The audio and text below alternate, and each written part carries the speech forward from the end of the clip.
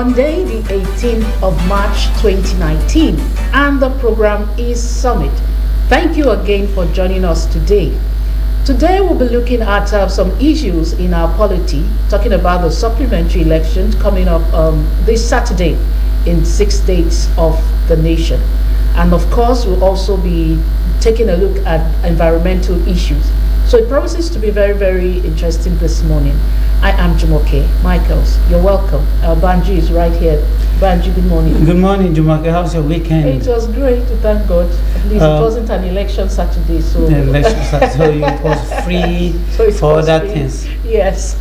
But for us in Lagos State in the last couple of days, particularly with the issue of the building collapse, it's one tragedy, too many. Yeah, too many. For us, and we keep asking, we set up so many regulatory bodies and they're expected to do their job. Yeah.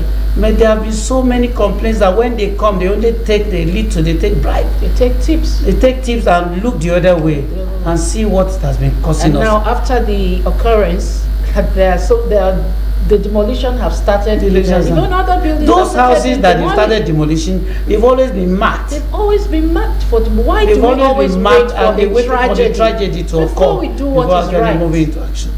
But it's heartwarming that the government has actually risen to its responsibility, whether belatedly or whatever.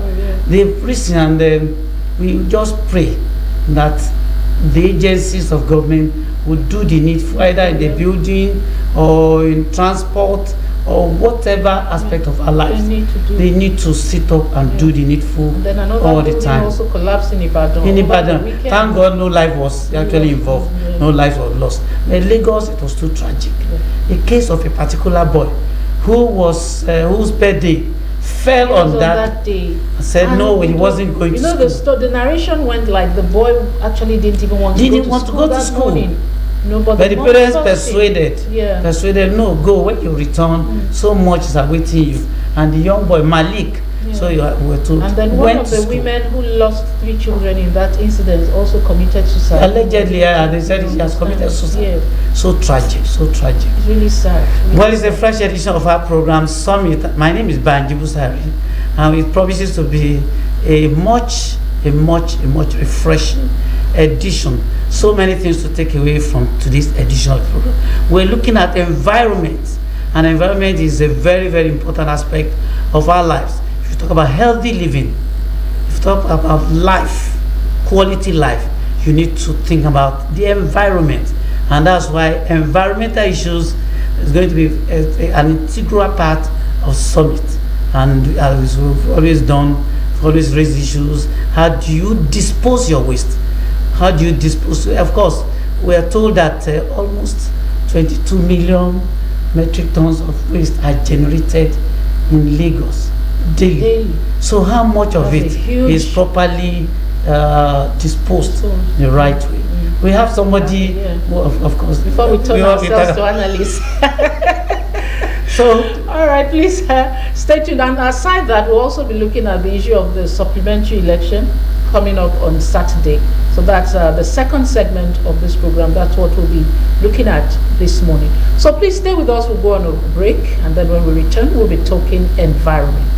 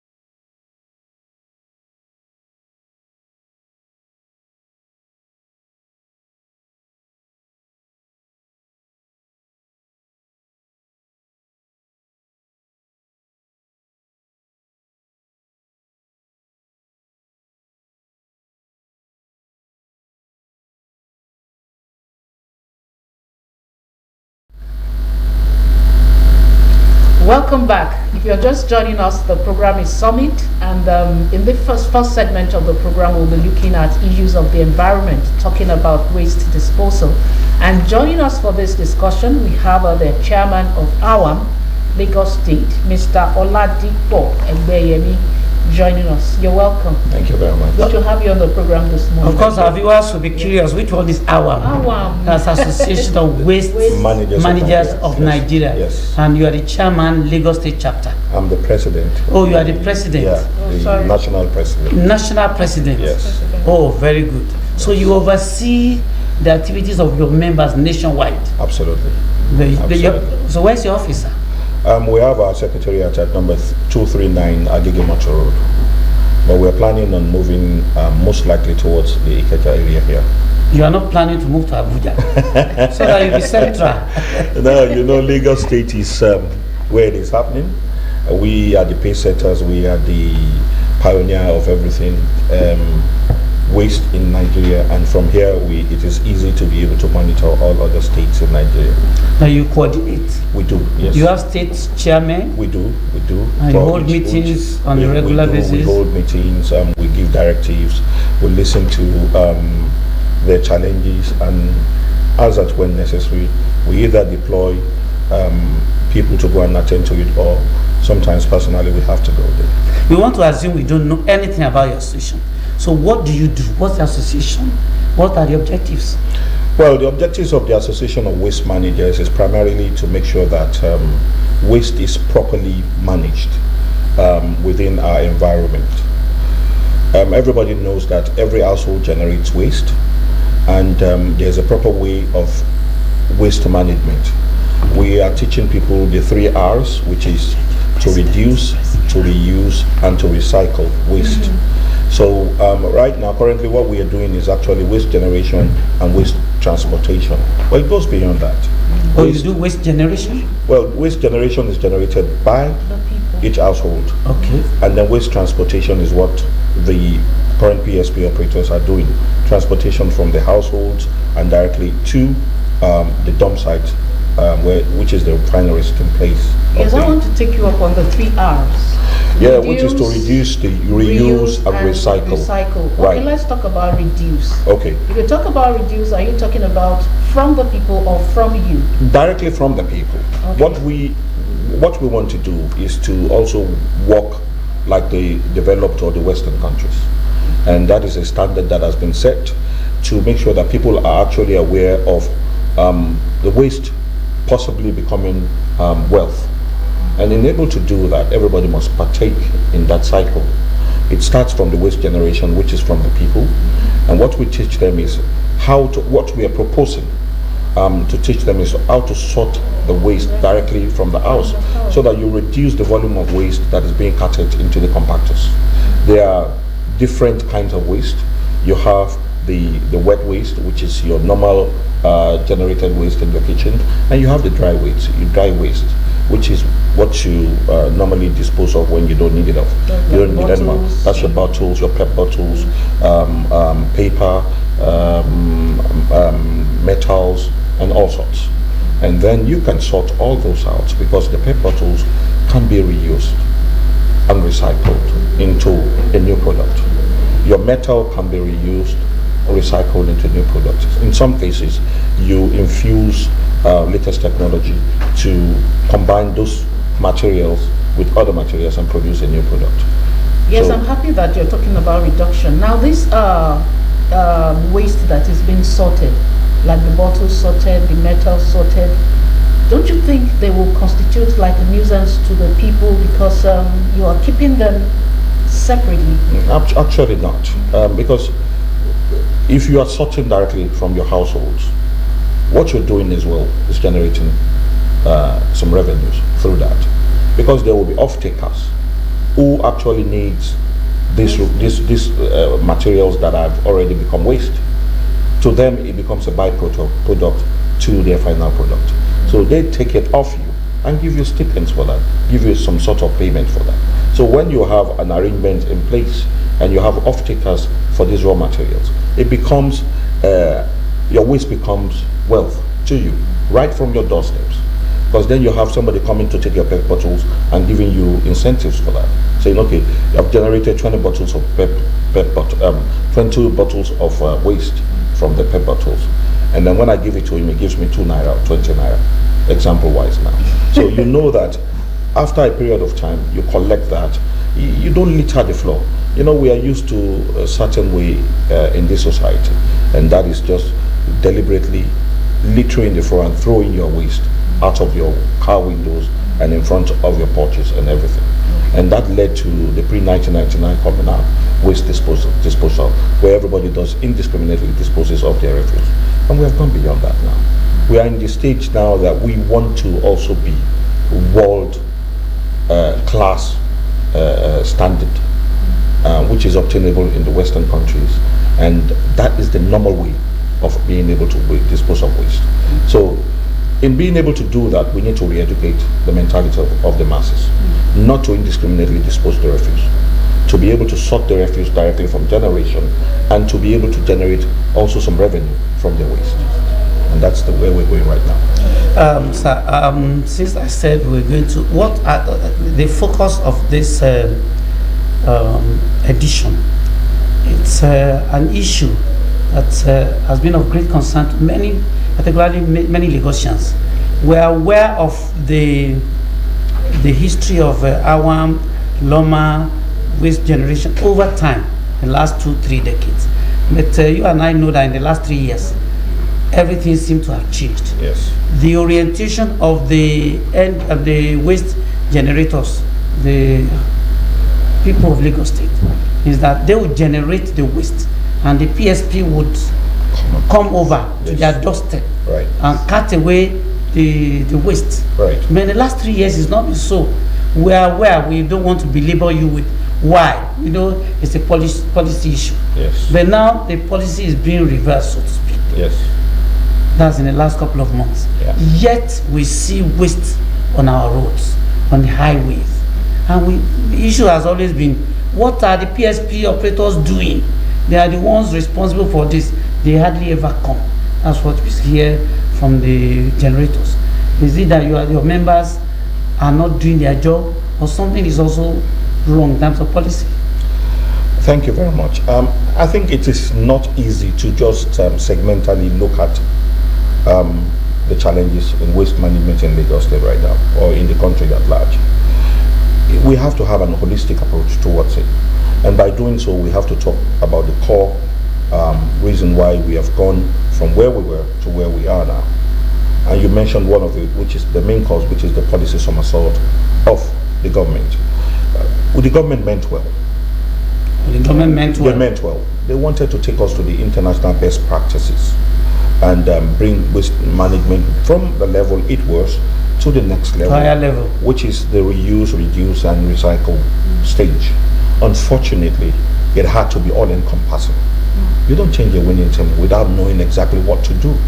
You know, you have to make sure that players, mega players in the industry are consulted, are involved in whatever policy you want to enact or change. That was not the situation at that time. And that took us like almost 10, 20 years back, because it has taken us about 2 decades to get to where we are. And you have to understand that the Association of Waste Managers, or waste management generally, emanated from Lagos State. The pioneer of waste management is our Grand Patron, Ashwaju Ahmed Tinubu, who actually started PSP operation and took us away from the communal dumping that we were used to, indiscriminate dumping all over. Lagos State used to be the dirtiest, one of the dirtiest cities in the world. Until we got to a stage that we became one of the cleanest cities in the world, not only in Africa, but also in the world. A lot of African countries started coming to come and learn from the model that we had put in place. So because the government had good intentions and did not go about it in a proper manner, we went back, unfortunately, about 10, 15 years. Now, having said that, in the past 4 months, the PSP operator have been fully back, doing completely back, doing the job they know. Having said that, there are still some hurdles or obstacles that are hampering 100% service. Part of which also lies in the final resting place of refuse, which is the dump site. We should set up material recovery facilities. Material Recovery facilities. We do have some. What do you mean by that? Right. Material recovery facilities are also in tandem with the 3 R's, which is to sort out the waste, the wet waste and the dry waste, from what it is to different particles, so that the recyclers can now use them as byproducts and use them, and it doesn't become waste anymore, it becomes wealth. So at the material recovery facilities, metals are separated from your organic waste. Inorganic waste are sub-separated again from metal to paper tools to scrap metals, metals and papers and cardboard and what have you. And from there, off-takers come and take them to their factories respectively and use them as their raw materials to bring out another good material. So those material recovery facilities are needed. Right now we had, I think, about 3. One in Olusosun, near Olusosun, one in Igondo area, and Solus, one in Oba Ogunki area in Agege, and the other one in Simpson area. Unfortunately, all the 3 are not really fully operational right now. That is number 1. Number 2, the dump sites that we are normally used to, which is the final resting place of refuse, is not fully operational, because there are certain ways of taking care of a dump site. A dump site needs to be set up in such a way that the leachate, which is a decomposition of the wet waste, when it decomposes, it produces some organic gases, that can be redirected and be used to do different things. So if you don't separate all those things, you pollute the groundwater. You do so many damages to our earth with it. So we need to properly manage our dump sites. That has not been the case. We need to build new engineered landfill sites. That we need to get to. So right now, the Solus dump site, which is at Igondo, is closed down. A lot of operators are being redirected from Olusosun to go to other dump sites that are in use now. Be the one at Abulegba and the one at Olusosun, which is at Ojota, and we have one in Ikorodu as well. So you see, you have redirected the traffic from from Solus in Igondo, and you have redirected it to all those places. You are creating a new traffic there. Unfortunately, all those places are not at optimal use. Rainy season is here. You're bound to have traffic. You're bound to have trucks queuing up to do what they need to do. The turnaround time has been elongated. So in other words, that you admit that the problem is still very much with us. I'm talking about even the problem that is with the PSP operators. Okay. Majority of the problem responsible for the cutting away of the refuse. So when you deploy a truck, refuse being dumped on the highways. That's exactly what I'm talking. When you deploy a truck to come to our household to pack the refuse, it does 1, 2, 3, 4, 5 streets, and the truck is filled up, and you need to take it to the dump site, empty it, and return it. Exactly. But when you have an elongated time, you have to travel like 6 hours. Absolutely. And then you have to stay on the queue also for, God knows, maybe a day or 2. That makes the turnaround time longer. But the major problem lies also with individuals, because of the fact that during the time of the policy somersault, a lot of people thought there was absolutely no need for you to pay for refuse, refuse management anymore. So they bring their refuse from their households to the median, to the main roads, to dark spots, and they create mini dump sites through that. So now that we are fully back on deck, there's a very, very massive need for resensitization of the people's orientation. That's the next question I wanted to ask you, that it's obvious that you mean well, yes, especially as regarding refuse disposal transforming refuse to wealth, and all that. And there's a lot of need to educate and enlighten people on this Absolutely. issue of sorting wet and dry waste. And everything that encompasses this process. Yes. So we're going to be taking it one after the other on the program. Yeah, because this segment will come up weekly.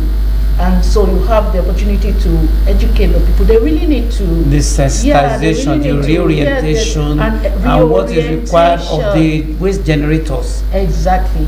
I'm very much interested in this issue of sorting. And then after sorting, who am I going to sell it to? Right. Because you need to enlighten us on all that. So this segment will also come up next week. No problem. So please want to enjoy new viewers. This segment comes up every week on the program, and we want to educate you and let you know what you can do on your issues of waste disposal. And then he could also give us his phone number. You need to call him to get feedback, ask questions. People need to be able to reach you. Yes. So what number do you think? My direct link, we do have a number. Unfortunately, I didn't come with it, but I'll give my direct link, which is 0908 252 9695. Take it slowly. Okay, it's 0908 252 9695. I repeat, 0908 252 9695. And that you can temporarily get me. And if you have issues, if you have operators not doing their job properly, if you have people indiscriminately dumping refuse on the way, we want to be able to identify those people. We're telling them it's not going to be business as usual anymore. We need to depart from that phase, because your PSP operators are now working. A lot of people have blatantly refused to give their refuse to PSP operators. Wow. Because let me not start another discussion. It can take days. We need to close up this segment now. All right, then we've been discussing with Mr. Oladipo Egbeyemi, the National President, AWAM. Yes. But he's residing in Lagos, but he's the National President of that association. Thank you so much for joining us. You're welcome. We'll see you again next week, No Monday. problem. Thank you very More much. prepared. It's a new chapter in. No problem. All right, we'll take a break now. We'll be talking politics next, looking at the supplementary election coming up this Saturday in 6 states of Nigeria. Stay with us.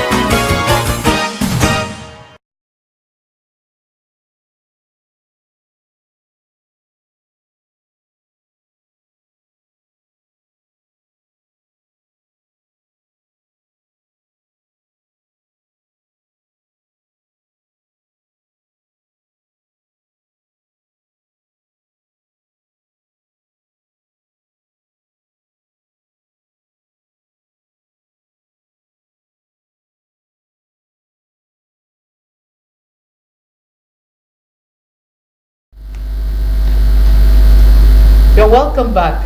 It's still Summit, and on this segment we are discussing politics, and we're looking at the supplementary elections. And joining us for this discussion, we have Mr. Jide Ologun, an attorney at law and also a public affairs analyst. You're welcome, Mr. Jide. Thank you. Well, one thing you did also add is that my brother here is a PR guru, one-time president, National Institute of Public Relations, Lagos State Chapter. So That's our guy in the industry. You're It's our welcome. pleasure to have you here. Thank you. But let's tread along the legal lines first and foremost. Supplementary elections. How legal is it? In the It's legal Constitution. Constitution. to the point that INEC has been empowered by the Constitution to come up with regulations and guidelines, and that comes under the guidelines. Though some may argue that the conditions for being declared winner has been stipulated by the Constitution, but that is a subject of argument in the court. But if you look at the third schedule of the Nigerian Constitution 1999 as amended, it created INEC with various functions, and interestingly, conducting elections is just one of the functions. They are to manage the registration of political parties, supervise the campaigns to be sure that they are within the confines of the electoral law. We have the Electoral Act 2010 as amended also, and to even conduct voters' education, monitor the financing of political parties, and conducting elections is just one aspect of it. And then they are expected, if you look at the mission and the vision, to be independent. And I think that is one aspect that has been hotly debated, whether given the performance, whether that body is truly independent. So whatever you see them doing now, they have the right to come up with guidelines, and they push all this under the guidelines. But so, if you look at the circumstances leading to the supplementary elections in all the 6 states, virtually all the states, you find out that the number, what's actually responsible is that the number of voided votes is actually greater than the margin between the two leading parties. Who would you attribute this lacuna to? You see, it's a holistic issue. We should ask the question, what leads to voided votes? If, for example, we have to be very strict, when you Voided or cancelled? Yeah, when you void a vote or you cancel it, then it loses every sense of existence. So what you're expected to do is throw it into the dustbin and run with what you want. So the formula of something not as much as, you see, I think it's something we have to deal with in the future. And of course, we have instances in the country where Nigerians express their worry concerning this formula. In situations where you have obviously leading party in an election and you declare it inconclusive, and subsequently the reverse is the case, definitely it must throw a cloud on the integrity of the body. And not just that alone, the fact that some elements come in that either prevent some from participating in the election, or the suspension and the rescheduling of time gives some party the opportunity of going to align. This affects the issue of transparency. But I think in this 2019 election, there are some obvious shifts. Right now, I think we only have like Adamawa, South Koto State, Benue, Plateau State, that we have a rerun. For example, Rivers supplementary, yes. In the case of River State and Bauchi State, a committee was set up in Bauchi State on fact finding. And what happened is that they claim to have the results, even though some materials were obviously destroyed by some hooligans, whatever. But they are claiming they will proceed with the process to conclude it. The same thing in River State. And let's isolate River State now. One of the issues discovered in the fact finding is that some soldiers and thugs disrupted the collation. And of course, the question you brilliantly asked comes in at this moment. Who is in control of the soldiers? Who should ensure there is security at the collation centers? And that is why, the parties are now throwing tantrums, accusing one another. And I think that the responsibility of ensuring security during our electoral processes lies with the government that will support INEC to succeed. Because when you talk about soldiers, the soldiers have commanders. We have a chief of army staff. we have the commander-in-chief of the armed forces that they are responsible to. We also have the law enforcement agents. So if you are found not to be professional in the discharge of your duties, there are lines of discipline that can come in. But do we run them through this value chain of discipline in Nigeria? And the answer is no, because even though a claim came out that they may be fake soldiers, if they are fake soldiers, when fake lawyers are arrested in court, you know what that means, impersonation. Who is to ensure? I mean, how should people be bold enough to wear military uniforms? So if they are fake, who is sponsoring them? So there are a lot of issues we need to deal with in our political culture here. It's as if the politicians are so influential that they play around You with say a it's lot of- as if? It's Are they obvious. or are they It's not? as if I mean, it's you know, obvious in that public they relations, are- sir, we don't make absolute declarations. So it appears as Okay. if they are so influential, they throw a lot of things around, and those who emerge victorious, they scream for joy, and those who are smarted probably wait for the next time. So we need to remove that element of influence, because why should an election be so violent? All right, looking at this Saturday supplementary election, talking about this issue of security and deploying the military to the polling units and all that, do you envisage that we'll still have a replay of the same thing? I do not expect that, because right now I think the case is minimized. You know, at the last election we had about 29 states involved in the elections, and we had about 991 candidates for House of Assembly. You know, security is a continuous requirement, whether it is for election or for a Salah break or for Christmas. The nation should be secured. If you look at the chapter 2 of the Nigerian Constitution 1999 as amended, it says that the security and the welfare of the citizens shall be the primary purpose of government. So election is just one of the several activities that we have. In fact, it comes up basically once in about 4 years, except when we have those states that they come in between. So the government has a responsibility to ensure that whatever process we put together has an air of security. And right now I have expressed my personal concern. Democracy is the government of the people, by the people, and for the people, and it is a purely civil matter. The involvement of the military is a high concern, and I am appealing to major stakeholders now that if you have any sense of pure democracy concerning the future, find a way of not bringing in military involvement, because basically what the law expects is that the police should be able, that is what some of us were used to manage security at the polling units. But right now it has become highly militarized. Why should it be so? And the danger there, sir, is that to sustain a culture, you must provide the atmosphere for that culture. And that means for those who think military involvement is to their advantage, they must sustain an environment of insecurity. And insecurity pulls a nation down. We need to develop as a people, because it will beat down on our reputation. Whether we are insecure for election or not does not matter to the investor who is coming into Nigeria. His conclusion by feasibility study is that that's not a safe region to go and invest my money. So we need to be careful. If we need democracy, let's practice democracy.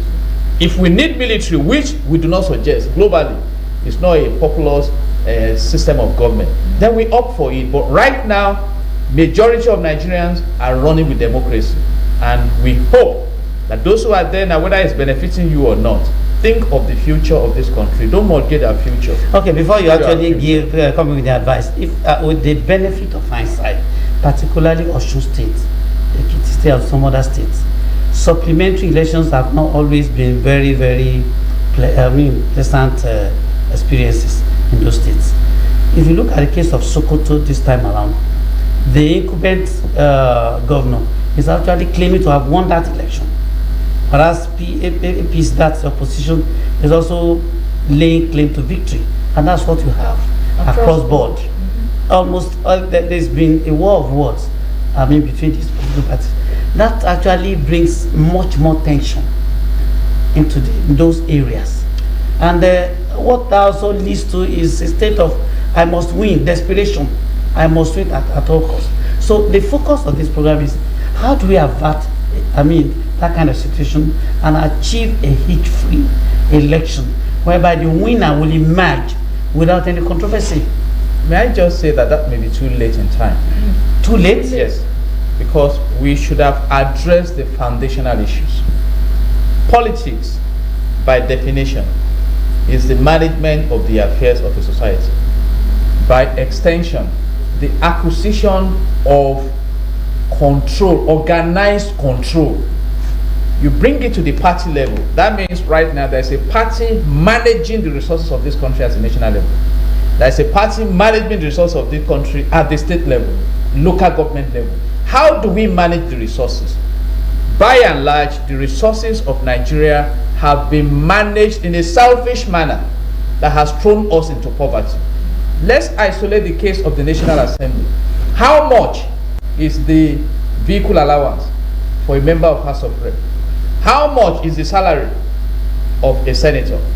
Let's assume the salary is 20 million per month. We may as well not go into these elections if you really want to look at those fundamental Exactly, issues. because if we don't deal with this, shouldn't we have gone into this election? we should address this. We already If involved in not, this election. the politicians will be desperate. So look, I think we should address the urgent issues. I have addressed this, and you know why? So much. You know why?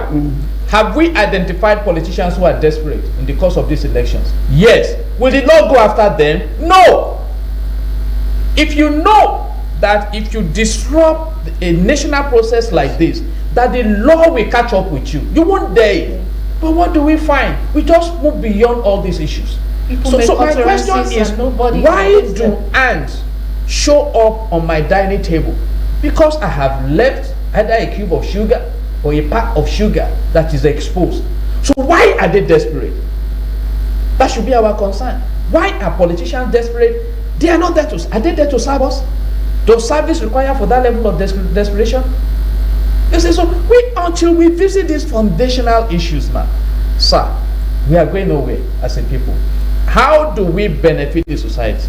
You talk about shared amenities. Let's take some evaluation points now. Okay. What is the state of education in this country? Right, sir. Health facility, prosperity, power supply. We can go on and on. Accommodation, housing, basic things that should be available in a decent society. Are they there? Whose responsibility is it to provide them? Faulty. So if they are not held accountable, they go in there. And but are you aware that the president, as Muhammad Buhari, has actually helped in a way, saying that he will not assist any APC governor to win this election? To rig this election. It should be very bad. It should be very bad if my president allows himself to be brought into this. But I have the issue. But he's the father of the nation. No, sir. You know, he has said what he should say, that he will not interfere. You know what seem to be condemning. In fact, for those who went to him asking him to interfere, they must be insinuating that he probably interfered at a time. INEC is an independent. Allegedly, sir. Would any governor legitimately approach the president to help him to rig elections, sir? They won't say rig. So what kind of interference would they have actually sought? Sir, let me ask a question. All right. Was the postponement of the election an interference? Yes, but we may not know who was behind it. These are issues. At the point, masked mobile policemen besieged the National Assembly. Who sent them? Up to today, from above. So you cannot eliminate the power of influence. And we are saying, use this influence to develop this country. If today, sir, I can drive to my hometown consistently for 1 week without having to spend hours on the road because there are good roads, and there is power supply, people can do their businesses, public schools are functioning maximally, we are enjoying. You may not even know the name of your governor. You see, it's because this desperation is because there is poverty in the land. So we are advising the opportunity you have, develop the country. And you can even, it's a clear-cut issue, but sir, when we start comparing our country with other countries, they want us not to. I agree with Mr. Ologun. You and I know we have short-term, middle-term, and long-term solutions to issues. We're looking at the immediacy of this issue, and we're saying, what can we do between now and Saturday to forestall any violence? It's to already make the election each free. Balga, it's already free, done. Fair, it's done. already done. How? The committee has made suggestions that make sure that the law enforcement officers who will be involved are apolitical.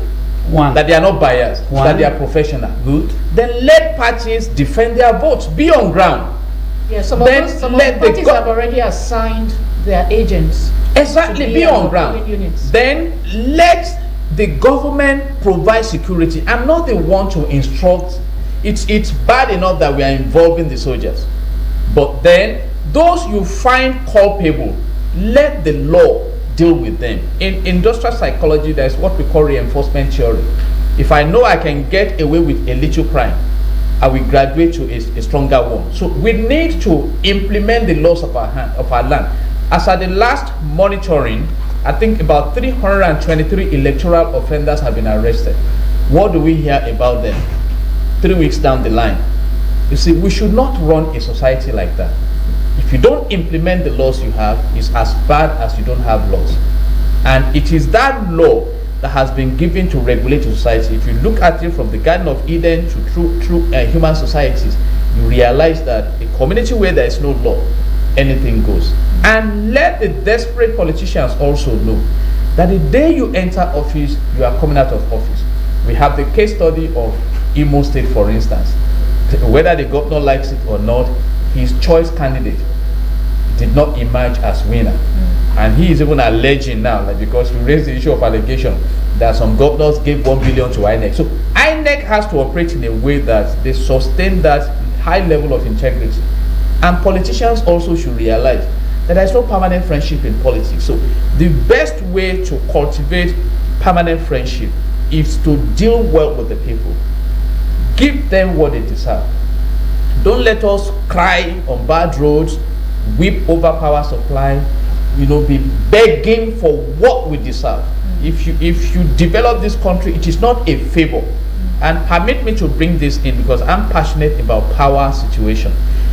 The governance mindset of the United States of America is that electricity is a fundamental human right. So they cannot even imagine in that system that there are human beings in the community who don't have access to electricity. So it's not even like a favor or anything. And you can see the development. And these are possibilities. You spoke about time, sir. I've taken time to study Africa. Rwanda was in a serious crisis. But today, that country is marching forward. It's one of the fast-growing economies in the world. Sir, because talk of about time, Tanzania. So that is what we are asking. We would say, Mr. Ologun will have to come back on this program. He has actually started a kind of analysis that we really need to sustain over a period of time. But for us, this Saturday, what are your expectations? It's not do or die. Don't die for any politician. They hardly die. Yes. And quite a number of them don't have their families in Nigeria. So stay around as we appeal to the conscience of these stakeholders to develop Nigeria. So don't join them in perpetrating evil, but go out there, vote if you have the privilege of being part of this supplementary election, and let the agents defend the vote and leave the counting to INEC. It is INEC that makes the vote count. All right, thank you, Mr. Jide Ologun, for being a part of this discussion. I think that's just the summary of it. Go, cast your vote, and let everything be peaceful. And let INEC allow the vote to count. And the collation center should not be turned to a place of buying and selling. It should allow those officers to perform their duties faithfully and loyally. Thank you for joining us again. We appreciate you. Thank you. And this is just the first. I know you will not measure the circumstances. That's thank you very much. Thank you we're indebted to him. Thank you very much. We'll give you more time to please come and air your views on some of these national issues. A time that will be your own. Thank you so much. You wouldn't understand what we're talking about. We know. Thank you for being a part of the program today, and join us again on Wednesday for another edition of Summit. Have a wonderful day. I am Jumoke Michaels. My name is Banji Busari. It's been nice having you there. Join us again on Wednesday. Bye-bye.